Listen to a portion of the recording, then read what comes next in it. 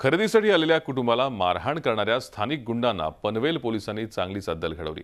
पोलिसांच्या या कामगिरीचं नागरिकांनी स्वागत केलंय।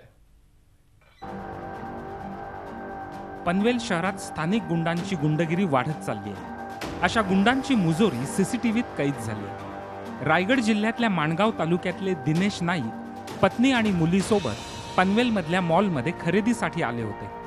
त्यांच्या गाडीला स्थानिक गुंडांच्या गाडीनं आधी ठोकलं, शिवाय हुज्जत घालत मारहाणही केली। पनवेल पोलिसांना याची माहिती मिळताच त्यांनी घटनास्थळी जाऊन गुंडांना ताब्यात घेतलं। मात्र या गुंडांनी पोलिसांनाही शिवीगाळ केली। त्यानंतर मात्र पोलिसांनी या गुंडांना खाकीचा हिसका दाखवत चांगला चोप दिला। हा सारा प्रकार व्हिडिओत कैद झाला। या प्रकरणी पोलिसांनी मुख्य आरोपी समीर पाटीलसह आणखी दोघांना अटक केली आहे। त्या दोन मुलांचा आविर्भाव एवढा हिंसक होता की पोलिसांनाही शिवीगाळी करत होते।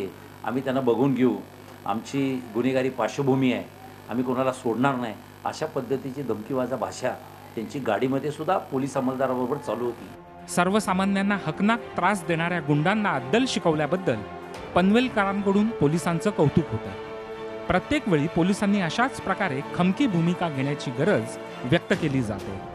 पनवेलहून स्वाती नाईकसह bureau report, Zee media, Mumbai. Zee 24 तास रहा एक पाऊल पुढे।